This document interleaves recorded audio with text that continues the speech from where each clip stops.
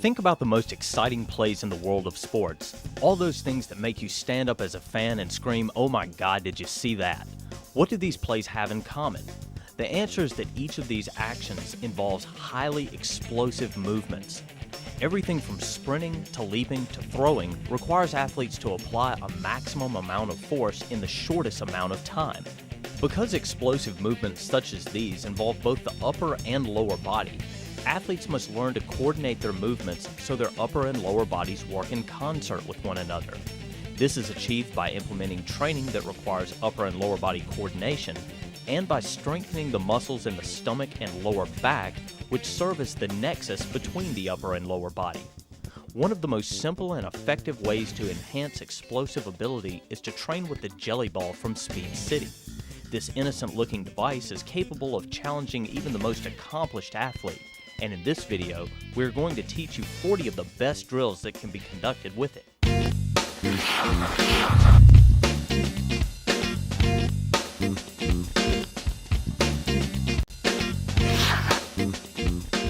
Speed City's Jelly Balls are constructed from a durable latex shell and filled with a special gel that makes them easy to squeeze.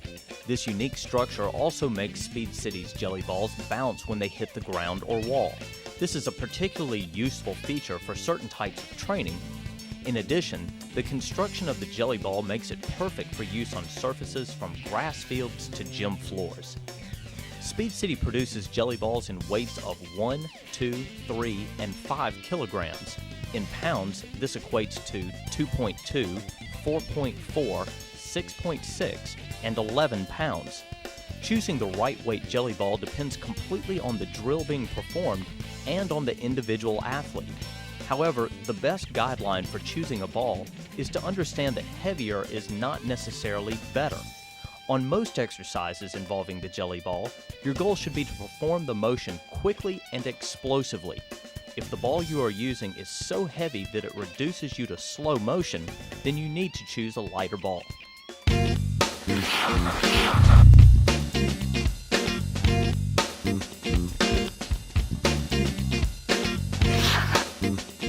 This first section contains drills that will prepare an athlete's body for the more difficult drills to follow.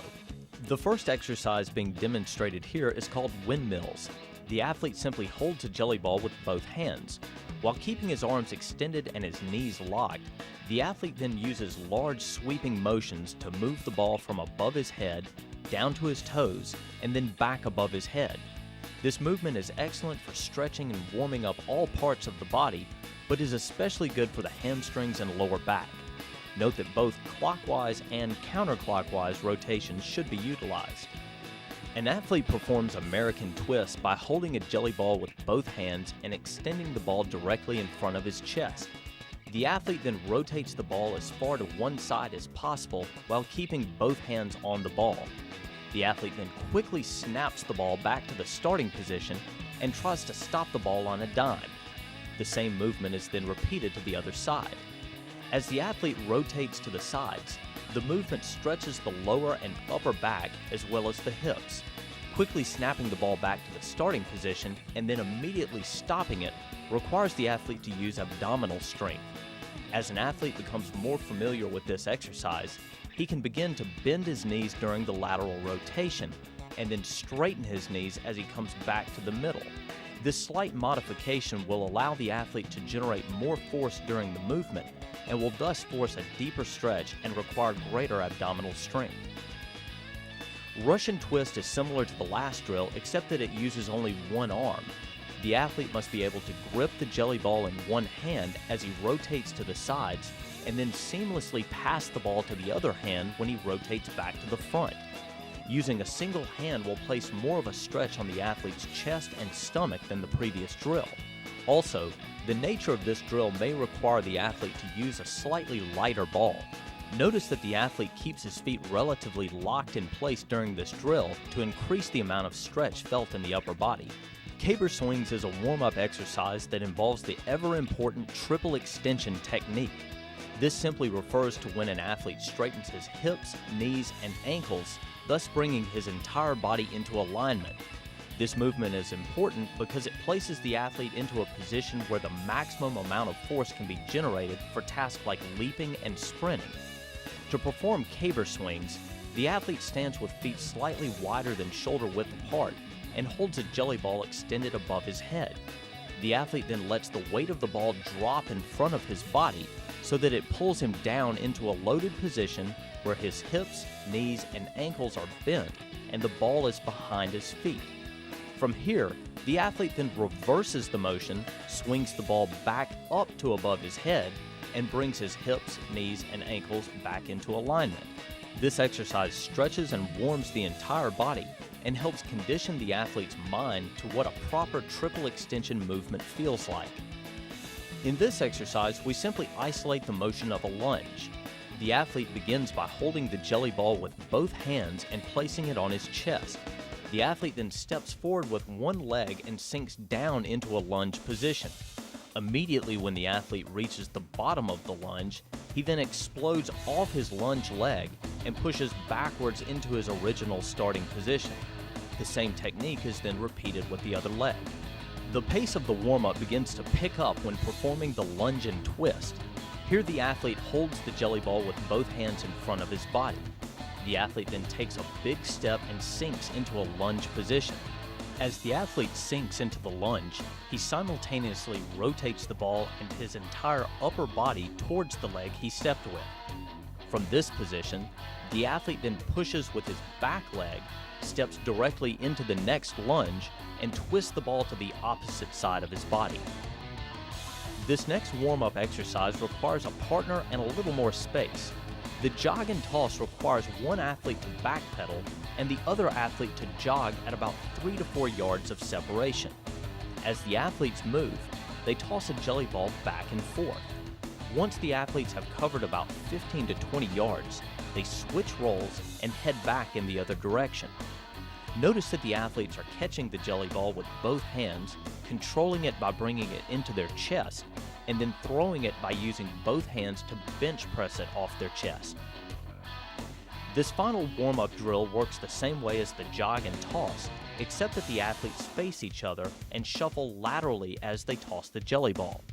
Again, the athletes will cover about 15 to 20 yards before they reverse their motion and head back towards their starting point.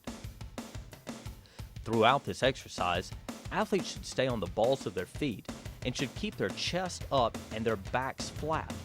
If the weight of the ball is causing the athlete to bend over at the waist or to pound their feet into the ground, then a lighter ball probably needs to be used.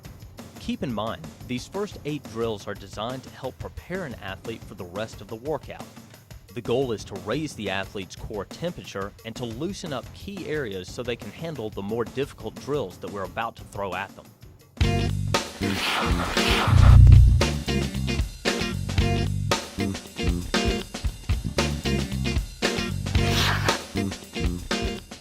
This section contains 12 drills that require the athlete to use their entire body to move or throw the jelly ball as quickly and as forcefully as possible. Each drill in this section will help the athlete learn to synchronize his upper and lower body so that maximum force can be generated. When performing the push press, the athlete begins by holding the jelly ball with both hands and resting it just under his chin on his chest. From a crouch position, the athlete then quickly pushes the ball above his head until his arms are fully extended. At the same time, the athlete snaps his hips forward, straightens his knees, and points his toes into the ground. The athlete then coils back into his original loaded position and repeats. When the ball is at its highest point, the athlete should be in a fully extended position with a straight line running from the top of his head down to his heels. As with most of the other drills in this video, the emphasis here is on quickness and not on the weight of the ball. The heave and hop involves the same basic motion as the push press, except that as the athlete pushes the ball up and snaps his hips in line with the rest of his body, he also hops forward. The athlete should envision a basketball goal in front of him, and with each explosive hop, the athlete should pretend as if he was going up to dunk the jelly ball in the basket. As the athlete performs these repetitions, his entire body should be in perfect alignment at the top of each hop. Again, The goal is to condition the athlete to quickly and powerfully snap his body into alignment out of a loaded position. When performing the split press, the athlete begins from the same starting position as the last two drills. However, as the athlete pushes the ball upward, he snaps his hips underneath his body and splits his feet in front and back of his body. Notice that the press of the ball, snap of the hips, and splitting of the feet are all perfectly coordinated. As mentioned earlier, any motion in sports that is explosive requires a synchronized effort by the entire body. This particular exercise is excellent for training such synchronization. Two athletes are required to perform the anchored lateral toss. In this drill, two athletes stand 2 to 3 yards apart and both face in the same direction. The first athlete takes a jelly ball and throws it laterally to his partner. The partner catches the ball and throws it back in the same manner. The key to this drill is that the athletes do not move their feet when they throw. By locking their feet in place, the athletes are forced to stretch their hips, abs, and back a little more each time they coil back and throw. As the athletes catch the ball, they should allow the weight and momentum of the ball to pull them back into that coiled position from which they will quickly snap out of to perform the throw. This next drill is called the water bucket toss because it looks like the motion that used to be performed by people when they formed lines to pass buckets of water to put out a fire. This is similar to the last drill, except that the athletes are allowed to move their feet when they throw the jelly ball. With each throw, the athlete now steps towards his partner, throws the ball in an underhand scooping motion, and snaps his hips in the direction of the throw as he releases the ball. This throw is more powerful than the last, so athletes should increase their separation to about 4 to 5 yards. Whereas most of the drills in this section involve total body coordination and explosion, the chest pass isolates the upper body only. This is an important drill in sports like football that involve a great deal of upper body fighting between athletes, or in basketball where the ball is passed around by pushing it off the chest. The chest pass drill begins with the athletes standing 3 to 4 yards away from one another. The athletes start with the ball in the middle of their chest and then forcefully throw the ball at their partner's chest. The goal is to throw the ball so that it moves in a straight line and not an arc. The partner's goal is to catch the ball with both hands in front of his body, squeeze and control it, and absorb the throw into his chest. After the athletes have performed anywhere from 4 to 6 throws from the standing position, they will then move closer and change to a kneeling position. The kneeling position further isolates the upper body and makes it harder to throw the jelly ball. Notice that the athletes are still keeping their chest upright and their backs flat and are not sitting down on their heels.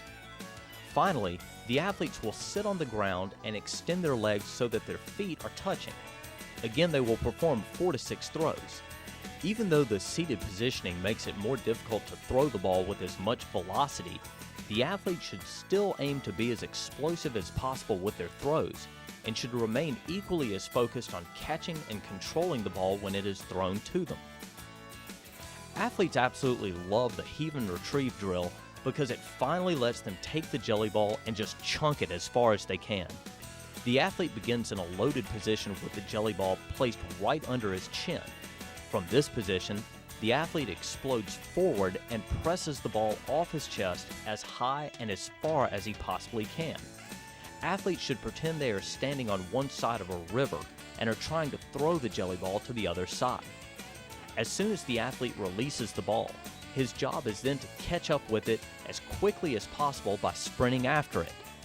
This drill can be conducted by focusing on a single throw where the athlete just sprints past the ball, as shown here, or on multiple throws where the athlete runs the ball down, picks it up, and throws again.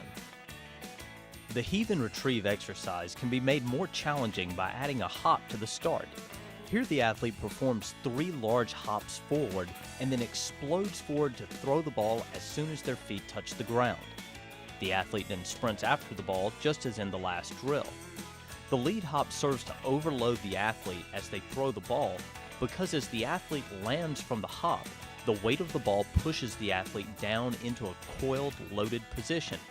The athlete is forced to control and overcome the additional force of the ball as they explode forward to perform the throw. The lying back throw is a unique motion that isolates the athlete's midsection.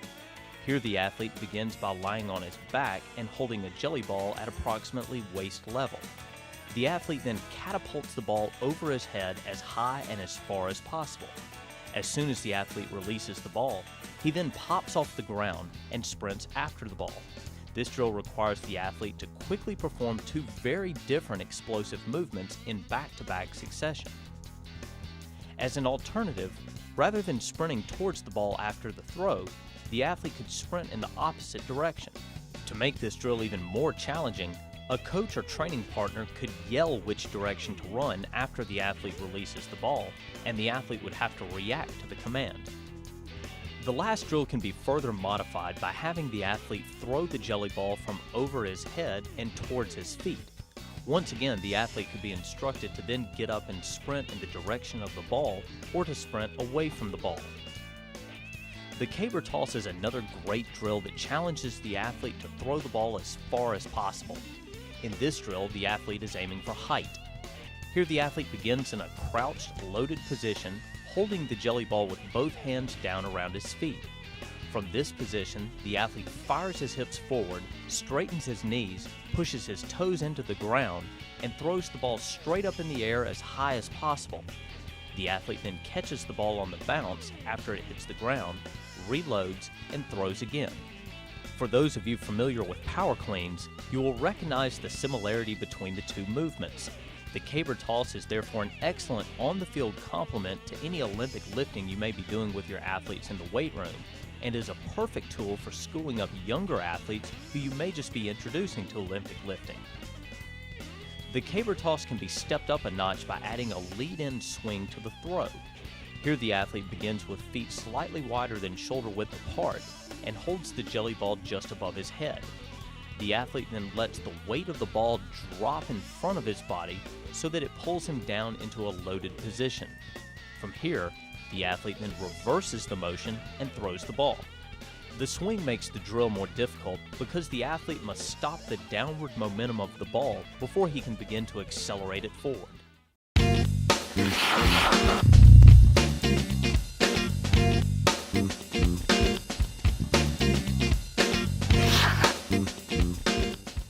The drills in this section build off the movements introduced in the last. These next 7 drills are exceptionally challenging and should be used only by athletes who have mastered the other drills up to this point.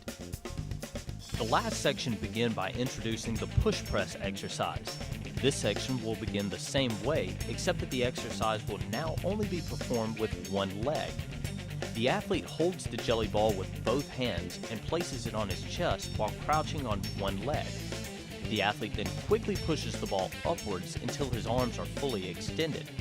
At the same time, the athlete's hips should quickly snap underneath his body, his knee should extend, and his toes should push down into the ground. The athlete will then land, reload, and perform another repetition.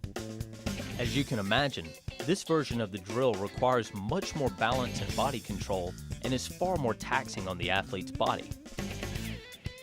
To perform split hops, the athlete begins in a lunge position and holds the jelly ball to the side opposite of his forward leg. From this position, the athlete propels himself into the air by pushing off the forward leg.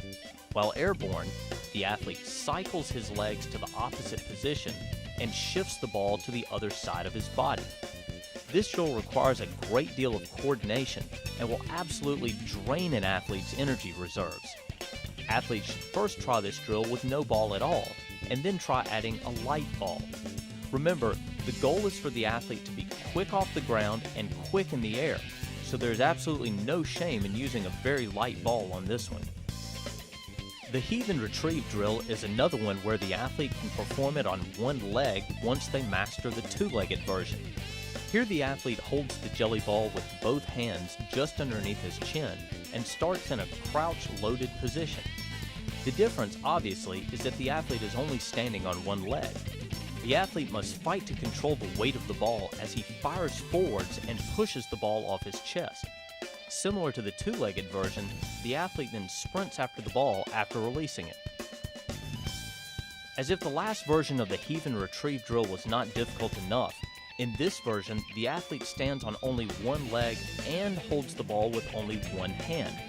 Note that the ball is placed in the hand on the same side of the body as the leg being balanced on. As with the other heave and retrieve drills, the athlete will fire out of a crouched position and throw the ball as high and as far as possible, and then sprint after the ball. This drill really isolates the leg and tests the athlete's body control. Remember that anytime you are implementing single-legged drills such as this one, you must perform an equal number of repetitions with both legs. Bounding is an explosive rhythmic movement where the athlete explodes forward off one leg, hangs in the air as long as possible, and then lands on the opposite leg and repeats. In this drill, we have simply taken the motion of bounding and added a jelly ball. The athlete has been instructed to perform a set number of bounds and then to throw the ball off his chest as hard as possible and to sprint after the ball. The construction of this drill forces the athlete to perform a quick succession of single-leg explosions while being overloaded with the weight of the jelly ball. When the ball is released and the slower motion of the bound turns into the quicker motion of a sprint, the athlete gets the sensation of breaking free and exploding forward. This drill challenges an athlete's upper and lower body rhythm on many different levels and is outstanding for any sport that requires straight-ahead sprinting. The backwards caber toss works the same way as the caber toss demonstrated earlier, except that rather than throwing the ball straight up in the air, the athlete throws the ball as high and as far behind his head as possible.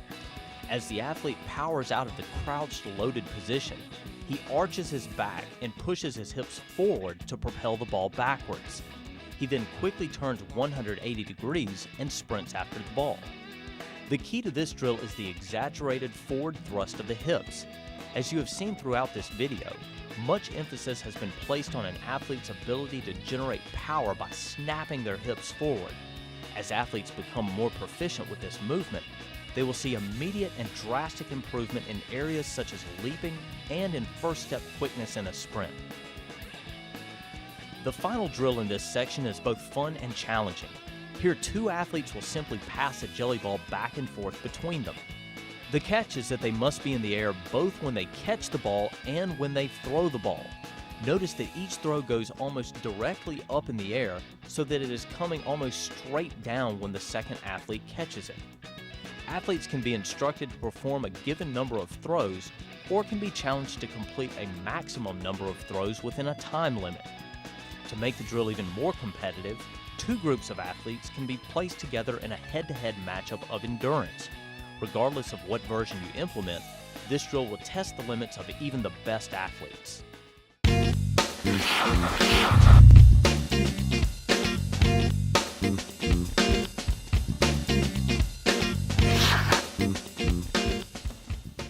As mentioned at the beginning of this video, explosive movements require synchronization between the upper and lower body and strong muscles in the stomach and lower back. This final section will illustrate 15 drills that directly target an athlete's midsection. In this first exercise, the athlete sits on the ground, crosses his ankles, and lifts his feet off the ground. From this position, the athlete then alternately touches a jelly ball to the ground on either side of his body. The athlete should aim to keep his legs relatively still while only his upper body rotates. To make this drill even more challenging, the athlete can attempt to touch the ball to the ground further and further away from his body. The old back-to-back partner pass has been around for a while, but it's still a good enough drill to be on this video. Here, two athletes stand back-to-back and pass a jelly ball laterally to one another. In this demonstration, the ball is being kept close to the body, so it's okay to use a heavier ball. To change the drill up a little bit, the athletes could use a lighter ball and could extend the ball away from the bodies, making the pass in a much wider motion. To perform the jackknife, the athlete will lie flat on the ground and hold a jelly ball behind his head with his arms fully extended. From this position, the athlete will keep his legs fully extended and will lift them until they are perpendicular to the ground. At the same time, the athlete will keep his arms extended and will lift the ball up to meet his feet. After he touches the ball to his feet, the athlete will slowly lower both his arms and legs back to the starting position. The moving hand sit-up drill involves one athlete lying on the ground and locking his feet between the feet of a partner who is standing. The athlete on the ground simply performs the motion of a regular sit-up while holding a jelly ball in front of him. The partner puts his hands together and moves them around in front of the athlete. The athlete must touch the jelly ball to his partner's hands wherever they may be. The partner should move his hands in a way that forces the athlete to stretch in various directions in order to work his abs from a variety of angles. Catapult throws begin in a setup similar to the last exercise. However, in this one, the partner begins holding the jelly ball and the athlete begins in the up position of a sit-up. As the athlete begins to lie backwards towards the ground, the partner tosses the jelly ball to just above the athlete's head. The athlete should have to reach his arms up and back to catch the jelly ball and then control the ball so that its weight does not immediately force the athlete's back to the ground. As the athlete sits up, he should keep his arms straight and use the quick pull of his abdominal muscles to flick the ball back up towards his partner's head. By substituting a lighter ball, catapult throws can also be performed with one arm as shown here. As mentioned before, anytime you are performing a drill that only involves one arm or one leg, make sure that you switch things around so that each side receives an equal amount of work. The seated figure 8 drill is conducted by having the athlete sit on the ground with his legs extended out in front. The athlete then lifts his legs off the ground and bends his knees as needed to weave a jelly ball in and out of his legs in a figure 8 pattern. Typically, a smaller, lighter ball will need to be used in this drill, so the athlete can control it with only one hand. To perform the dead horse crunch, the athlete lies flat on the ground and extends his arms and legs straight up in the air while holding a jelly ball in his hands. While keeping his legs locked in place, the athlete then pushes the ball up to his toes by lifting his back and shoulders off the ground and squeezing his abdominal muscles. This is a relatively short, controlled motion, so it is okay to use a heavier ball. The dead horse crunch can also be performed with a single arm and a single leg. In this version, the athlete only raises one leg into the air and leaves the other leg flat on the ground. The athlete also replaces the jelly ball with a lighter one and holds it in the hand opposite the leg that is in the air. The ball is touched to the toe by using the same technique as demonstrated in the last drill. The most explosive drill for the abdominal muscles is called wood choppers. In this exercise, the athlete begins standing with feet spaced slightly wider than shoulder width apart and holds a jelly ball just above his head. The athlete should be completely still in this position before beginning the drill. Once the athlete is set, he then chops the jelly ball towards the ground as forcefully as possible. The ball will bounce off the ground, the athlete will catch it, reload, and perform the next repetition. From the side, this drill looks like a big, powerful sit-up. The athlete's upper body should quickly jerk towards his knees as the ball is thrown and the abs contract. If the athlete's upper body doesn't move and only the arms are used to throw the ball, then the purpose of the drill is being defeated. Remember, this drill is in the core strength section of the video, so the midsection must be involved. Wood choppers can also be performed laterally. The athlete will begin in the same starting position with the ball above his head and his feet spaced slightly wider than shoulder width apart.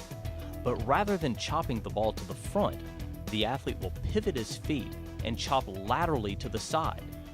After the ball is caught off the bounce, the athlete will then return the ball to over his head and perform a similar chop to the other side. It is important for the athlete to stop the ball above his head for a brief moment in between chops so that he is using abdominal strength and not using momentum to throw the ball at the ground.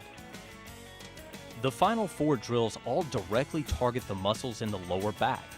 This first drill is called the seal raise. The athlete simply lies on his stomach with his legs flat and his arms extended in front. The athlete then lifts a jelly ball about 6 to 8 inches off the ground and holds it for a count of 3.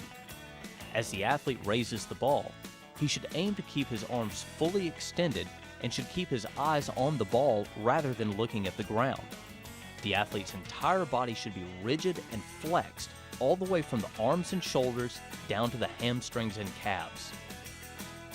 The seal raise can be made more difficult by performing it with only one arm.